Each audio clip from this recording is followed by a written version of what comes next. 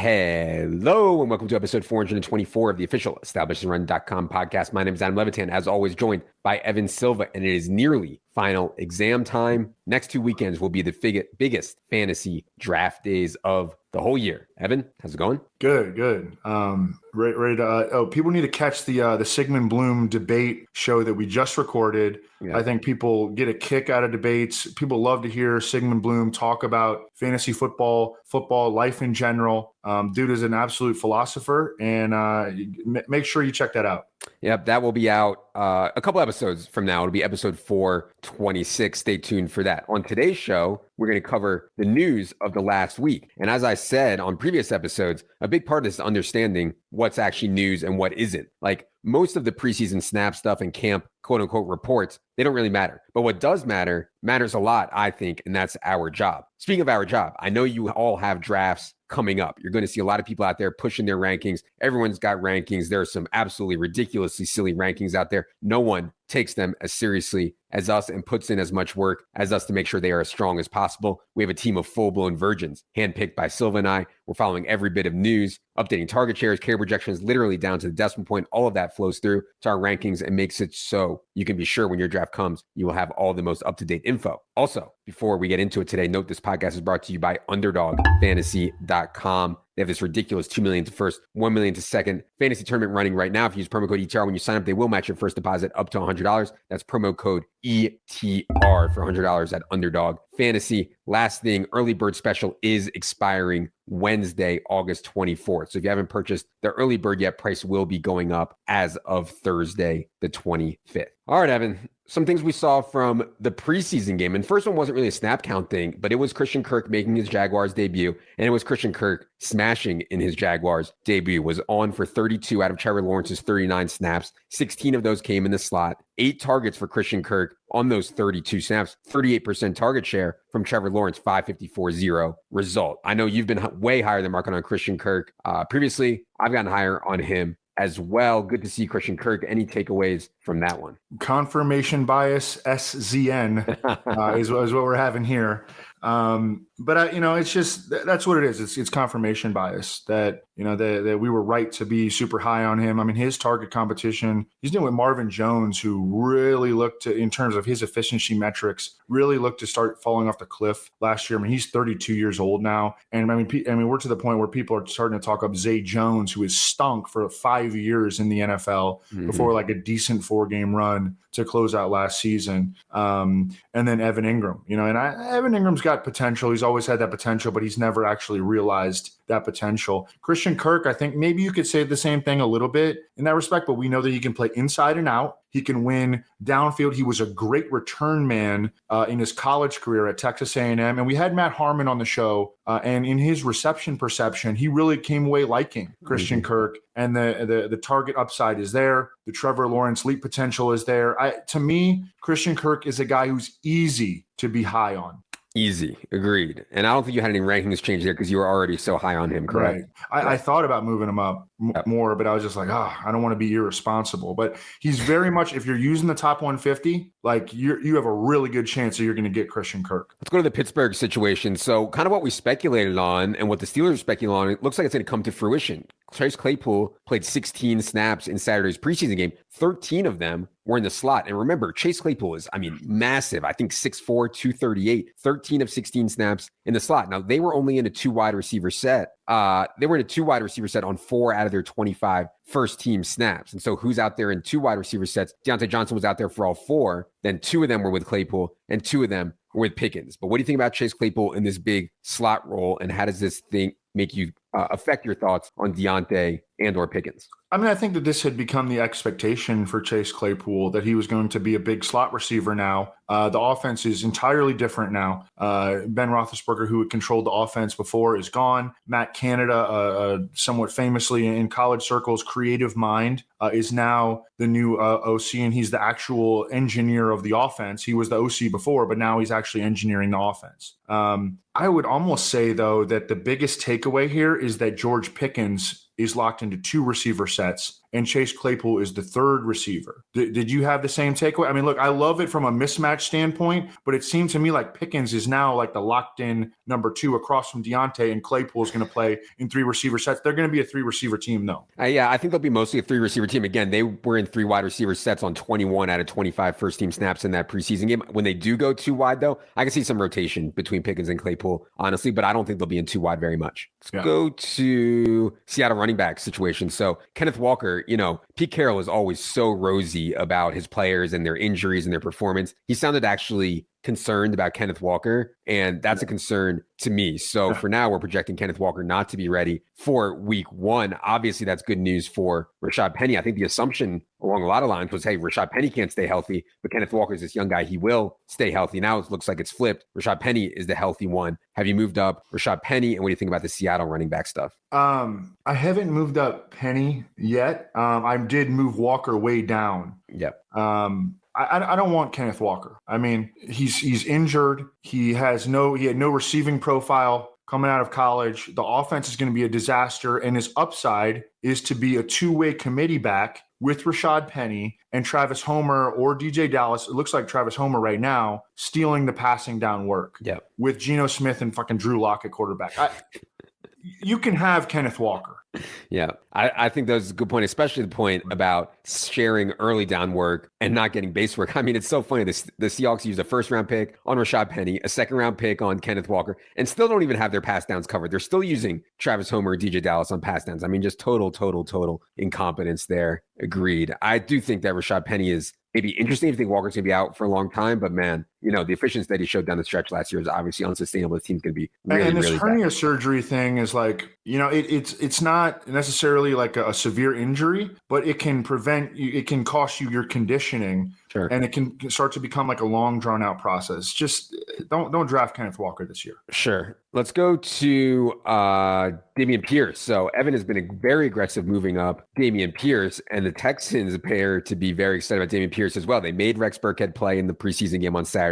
They made Marlon Mack play in the preseason game on Saturday. Damian Pierce, along with Brandon Cooks, sat out the game. And that was obviously a really good sign for Damian Pierce. I gave my Pierce take on Market Monday yesterday, Evan, but it seems like you're trying to get way ahead of Market on Damian Pierce now. Go ahead. Yeah, I want Damian Pierce. I want him on my teams. I think he's a really good player. And shout out to Josh Norris for being very, very early on Damian Pierce. Didn't have a good mock draft this year, but he was, I think, right on Damian Pierce. And Damian Pierce they're already treating him like a starter. You do not see teams treat 4th-round picks sitting him in the 2nd preseason game. He can play in the passing game. His cutting ability is really impressive. His vision, he's done everything right so far, and he's being rewarded for it. And Rex Burkhead is probably going to steal some passing down stuff from him, but I think more as like a designated pass protector. And then Marlon Mack is just, he's one of these Achilles running backs. You never know what you're going to get when they come back from that. I like the complexion of the Texans offensive line as an underrated unit, as we discussed with Brandon Thorne. I want Damian Pierce on my teams. When I moved him up to RB23, Leone threw a fit. I mean, oh God, he can't, he's in his basement just fuming about seeing Damian Pierce being ranked all of a sudden ahead of his boy J.K. Dobbins, the injured committee back who isn't going to catch passes in Baltimore. I'm sure it was so tough for him. Yes, agreed. I think that the bear case for Damian Pierce is that, hey, Marlon Mack and Rex Burkhead are going to still be part of it, and the Texans offense is going to be really bad. But I still like being in on Damian Pierce. I'm not as excited as Evan, but I'm still in on him for sure. James Robinson news, expect to get cleared for week 1. How effective will he be? Will he actually play week 1? How long till he's himself? I think those are all questions that still need to be answered. Remember, he tore his Achilles in December of last year. Obviously, we don't have any or much interest in James Robinson here. But, Evan, have you considered moving Travis Etienne down at all on some of this James Robinson news? No, because I'm just kind of trusting my instincts here and keeping James Robinson very low and being very skeptical about running backs coming back from torn Achilles. Just I'm going to believe it when I see it. Mm-hmm. And also, this is not a regime that is attached at all to James Robinson, who was undrafted by a previous regime. This regime did draft Snoop Connor. I don't understand the bull case for James Robinson. But if you want to go hear a good debate about this, check out the Sigmund Bloom episode that I previously mentioned, because we talked specifically about this situation in Jacksonville. We have more evidence that Brian Robinson is threatening, if not surpassing, Antonio Gibson. Antonio Gibson did not start the preseason game on Saturday. Brian Robinson did. Antonio Gibson was returning the kick. Now, Antonio Gibson did mix in and play a decent amount, but J.D. McKissic was out, and so Gibson was handling the pass downs. You have Brian Robinson at 106th overall right now. I think the concern is that Brian Robinson's not going to catch very many passes, that he might have to share some work on early downs with Antonio Gibson. But man, I mean, right now it looks like Washington prefers Brian Robinson. What's your updated take on Washington football team / Commanders background?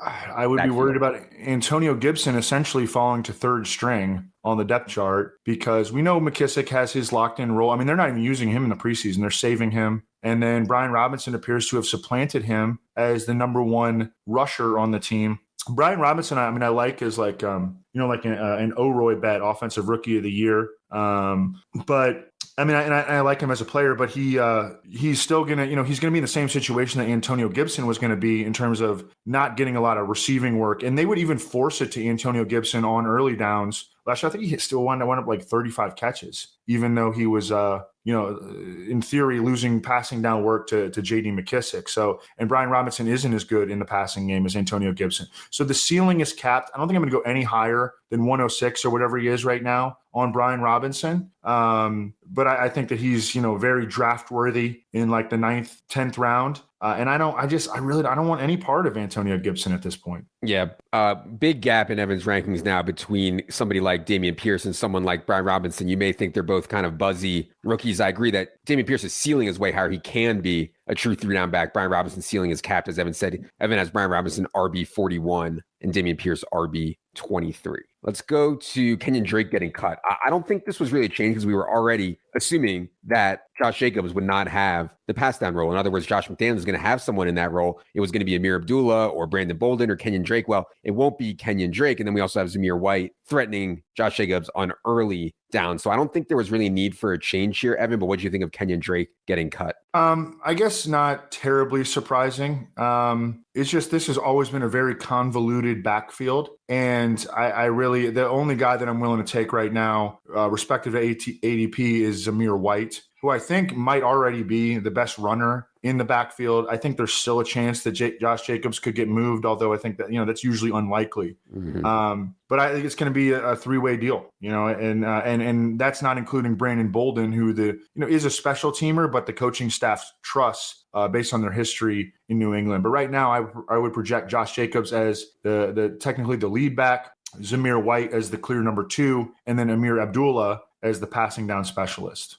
Let's go to probably the most disappointing / confusing preseason usage of this whole time has been Albert O. Albert O. The Broncos have been resting all their starters, anybody who they think is a starter has not been playing. Albert O's been playing. And not only had they forced him to play, but he's been playing into the fourth quarter with like 3rd, 4th, 5th stringers. And I don't know exactly why. There's been some light reports that, hey, his blocking needs improvement. He's learning a new playbook. He needs to be out there. I don't know, man. It's scary to the point where I backed off a little bit on Albert O. I don't want to go into full-blown panic. Evan, what's your latest take on all this stuff going on with Albert O? Yeah, I mean, I thought a lot about it, and I've read about it. Read the beat articles, seen what's been happening on the field, and I didn't move him at all, and I don't think I'm in any rush to move him. We're Bayesian in our process, and if we get new information, then we will change. But I'm just not sure this is superly, or superbly truly new information. Greg Dulcich has been injured. He has really struggled to even get on the field going back to minicamp. So people can talk about him, but I mean, it's not like he's out there taking Albert O's starting job. Like, he's on the sideline.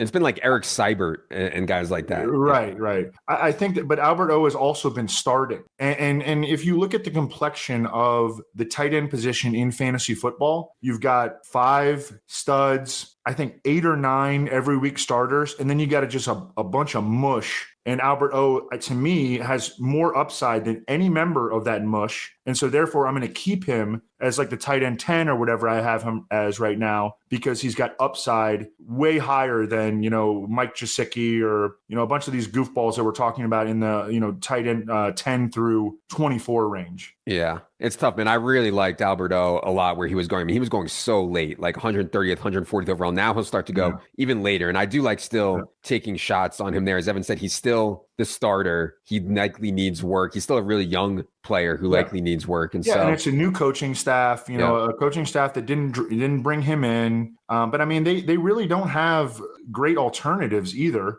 And I mean, at the end of the day, like, he's starting. So, and he probably does need reps blocking. Like, let's be real. He probably does need the reps. Let's go to another buzzworthy tight end, Isaiah Likely. I mean, we talked about him last week on this show, but he did it again. Now he's played 42 snaps this preseason. It's resulted in 12 catches, 144 yards, and a touchdown. I mean, the dude looks absolutely unstoppable out there. My concern is that he kind of plays a move tight end spot, i.e. he lines up split or wide, slot or wide. And that's where Mark Andrews likes to line up as well. Can they play two move tight ends at the same time? Obviously, they're going to play a lot of one inline, one move tight end. Can they play two move tight ends at the same time? I don't know about that, but this dude clearly looks like he can play. What do you think about Isaiah Likely and how viable he is in year one?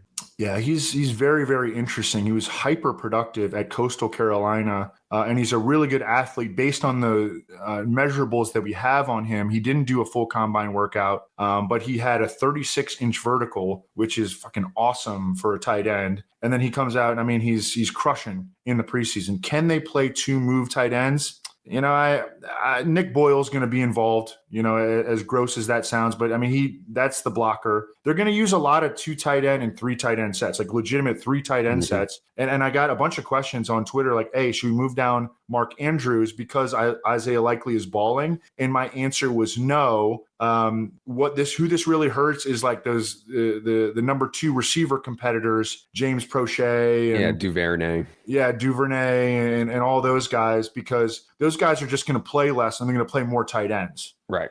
So we're not docking Mark Andrews here. We're just ignoring. You remember during our Q&A, some guy was like, hey, who should we be targeting behind Rashad Bateman on the receiver depth chart in Baltimore? And the answer was no one. Right. I mean, beat writer speculation now from Jameson Hensley and others is that Isaiah Likely is in the pole position to be the third target for Lamar Jackson behind Mark Andrews and Rashad Bateman. I don't know how valuable that role is because I think it'll be a bit rotational, but yeah, he's certainly on my radar. I would not have him in the top 150 though, but he is at least interesting. Go to the Chargers running back situation, and a guy that we were kind of excited about, Isaiah Spiller. It's not been the best camp for Isaiah Spiller. Was not separating. In fact, was losing the battle, it seemed like, to Josh Kelly anyways, and then hurts his ankle in the preseason game on Saturday night. Now it looks like Isaiah Spiller is being considered week to week. I made a note in my favorite Flyers article to kind of back off Isaiah Spiller a bit. I know you've dropped him in the 150 as well. Latest take on Chargers running backs. Yeah, I mean, I wanted to be excited about Isaiah Spiller, and he's just given us reasons to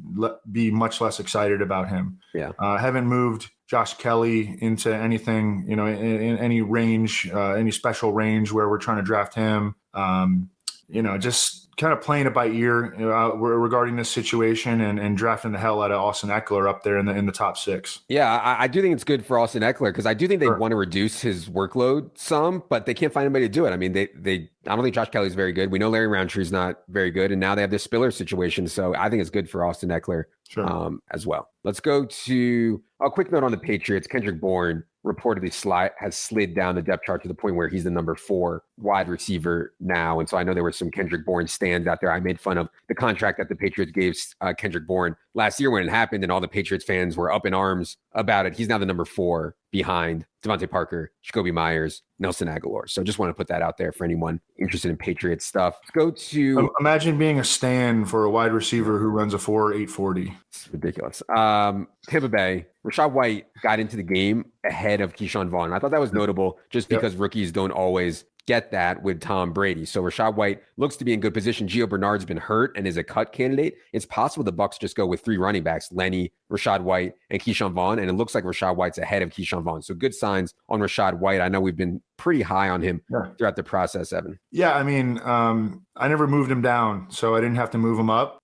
This is just kind of how the preseason very often works. Like, they'll make the rookies start off behind, and then they'll give them opportunities in practice. And if they perform, like, they get a chance to move up the depth chart. And I think that's what we're seeing here with Rachaad White. Now let's go to Buffalo. So we've been watching this McKenzie versus Crowder slot battle very closely. Josh Allen only played 6 snaps on Saturday, but Isaiah McKenzie was in for 5 of them. Jamison Crowder, 0. And Joe B has been just adamant that McKenzie is winning this battle and is going to win this battle. We know when Cole Beasley was out for 2 games last year, Isaiah McKenzie had 2 huge games. So I've been in on McKenzie. I know there's some people that think it's going to be more rotation with Crowder still. We'll see on that. But I think week 1 in 3 wide receiver sets is going to open with Isaiah McKenzie in the slot. And to me, that's exciting. Any takes there on McKenzie and Crowder, Evan? No, I think that you summarized that well. Are you concerned about James Cook? Because Devin Singletary got 9 snaps with kind of the first group. Josh Allen left, but they had a first group still in there. Devin Singletary, 9 snaps. Zach Moss, 3. James Cook, only 1. And James Cook also got tackled at the 1-yard line. They take him out and bring Zach Moss in to punch it in. If it's going to be 3-way backfield, I'm starting to get a little bit more concerned on James Cook. I know you've tried to hold strong on him. What do you think about Buffalo backfield? I think that it will be, open the season being technically a 3-man backfield, but I think talent rises, and James Cook is just so much more athletic than the other RBs in that backfield that I think the talent will rise, but it's going to take some time. And that's why, you don't draft James Cook until, RB4 territory at most. Go to the Chiefs stuff. The running backs, at this point, it'd be a surprise to me if Ronald Jones makes the team. Patrick Mahomes played 36 snaps this preseason. Ronald Jones has been on for 0 of them. He's played exclusively with the backups. The way the running backs were used in week 2 of the Chiefs preseason, I thought was what I think it will look like in the regular season. CEH was the clear feature back, and McKinnon came on for clear pass downs, and Pacheco was like 1 snap for a breather back roll. And I think that's how it's going to be. We talked about the Pacheco hype just getting ridiculously out of control. I do think the main backs will be CEH and Jarek, at least to open the year. Any more takes on Chiefs backfield? Nope. I mean, but it also looks to me like Clyde Edwards-Helaire is sticking in this early down role, and they're giving the passing down stuff to McKinnon and Pacheco. And that's really frustrating, especially based on how Clyde Edwards-Helaire was used in college. He was a prolific receiving back where they took him in the draft. I still feel this like gravitational pull toward me, like wanting to be high on Clyde Edwards-Helaire. But I haven't gotten there yet because just the seas have not parted for him to be put in that kind of a position. Yeah, I do think that with how much they throw, CH can still catch a lot of passes as the early down back, but you just have to be aware that when they're in that 2-minute and 4-minute, it's likely going to be McKinnon. Oh, while we're on the Chiefs stuff, so I'm sure you saw this stuff, Evan. I've talked about Travis Kelce's age. Obviously, he's up there in the age model, 33 years old, entering his age 33 season. His snap rate the last 4 years has been declining, 95%, 92%, 86%, 82%. He hasn't played as much in this preseason as he normally does. He's played a lot less. I guess it's not that Travis Kelce isn't going to play and have a great year and be out there a ton, but we're talking about a first-round pick here, and if he's only going to play 75% of the snaps, I do think that that's a little bit of a concern. Now, I'm not panicking. I wouldn't move him down. I just wanted to put it out there that the dude is old and they might be backing off him a little bit. Go ahead, Evan. Do you think that there's concern? He didn't look old in the playoffs, where he gets 100 yards every game. So I'm not. That's not. I think it's ridiculous. Okay. I can't even believe that people are bringing that shit up. Okay. One more Chiefs note. So Juju and Hardman didn't play on Saturday. Juju and Hardman didn't, but Sky Moore still wasn't on the field for 2 wide receiver sets. It was Justin Watson out there with MVS in 2 wide receiver sets. And that's not a concern because I don't think that they often give it to rookies, but they are letting Pacheco play with the Mahomes group some, and they're not letting Sky Moore play with the Mahomes group at all. I still think them getting Sky Moore featured would be good for the offense, and it will happen. But I think expectations for early in the year for Sky Moore need to be tempered. Any rankings change on Sky Moore? No, but I also have not been drafting him. Like I never get him because he always goes earlier than where I'm willing to take him. And that's not because I don't feel like I'm down on him. It's just in every draft there's always someone who's willing to take him 2 rounds before I would even consider him. And that's just sometimes that's how it goes. Yep. We talked about Matthew Stafford's elbow a couple weeks ago. Since then, he threw like 75 times in a scrimmage and has been practicing fully ever since. So I think at this point, it's safe to say that Matthew Stafford's elbow is completely fine. He's still not the type of quarterback that I like to target in fantasy, but it's certainly good for Allen Robinson. It's certainly good for Cooper Kupp, the entire offense that Matthew Stafford appears to be fine. Don't think there's much more to say there. Mentioned it on the quarterback strategy podcast with Leone that, I mean, Matthew Stafford threw 41 touchdown passes last year. He was still only 10th in points per game amongst quarterbacks. So we had spent some time on Tyrion Davis-Price. I thought he was an interesting flyer. I still think he's an interesting flyer, but even with Eli Mitchell out, the 49ers started Trey Sermon last week and they used JaMychal Hasty on pass downs. TDP came in afterwards. And so if we thought that if we thought Trey Sermon was dead, maybe we need to reconsider that, which obviously wouldn't be good for TDP. So what's your updated take on Tyrion Davis-Price? He's an intriguing late round pick, and that would be about the extent of the analysis. I'm not a Trey Sermon guy like at all. I mean, the dude runs like a fullback, so I can't do Trey Sermon. Yeah, I can't do Trey Sermon either, but I'm worried that he's going to be annoying and be part of the mix. He might be. I mean, until he's inactive on game days. Yeah, that'll only matter of time. All right, last thing we got to do here is the Giants and Daniel Jones stuff. So every time there's a bad report about Daniel Jones, people just blow up my mentions. I mean, like hundreds of people who are like, "See, Daniel Jones sucks." And the latest one that happened was Brian Daboll said something to the effect of, "We're going to get Tyrod Taylor some first team reps in a preseason game." And Daboll was not saying this because Daniel Jones' job was in trouble. He was saying this because Daniel Jones could get hurt or benched, who knows, and Tyrod Taylor may have to play. This is no bearing, though, on Daniel Jones' ability to start week one and be the quarterback that the Giants are committed to. On top of that, I think Daniel Jones has played really well in both preseason games. He went 14 of 16 in the last preseason game. He did throw an interception, but it wasn't his fault. Daboll was very clear. It bounced off, I believe it was Bellinger's hands, and went for an interception. So my bottom line here is that no, I'm not worried about Daniel Jones. Nothing has changed on Daniel Jones. Tyrod Taylor is a fine backup. I think not as good of backup as he used to be when he was much younger. I don't think he's a real threat to Daniel Jones unless he completely falls on his face, at which point we wouldn't really be starting or using Daniel Jones in fantasy anyways. So yeah, that was my Daniel Jones rant. Nothing has changed. I assume you have no change on Daniel Jones either. My best friend growing up, he lived across the street from me in Arlington, Virginia. And we just like reconnected recently. He's a massive Giants fan. And he texted me. He goes, "Galladay can't catch shit. Tony could be in jail by week 5. Shepard could be on IR by week 6. And Robinson, the 5'7" rookie, could be the number 1 by week 7. The wide receivers are a train wreck." It's a fine point. I mean, Tony's been hurt. Galladay's been awful. And I think Daboll has hinted at Colin Johnson or someone else actually taking snaps from Galladay. We'll see if that happens. But yeah, it's obviously not – the weaponry thing is not as strong as it was earlier in the year. It just doesn't look as great. But hopefully Tony can get back out there, be healthy, and live up to his potential because I think it is pretty high. All right. Anyways, had to get the Daniel Jones rant off my chest. We'll be back later this week with our round by round favorite targets in each round. For each of us, one of those popular episodes we do every year. Stay tuned for that. For Evan, for Producer Luke, I am Adam. Good luck, everybody.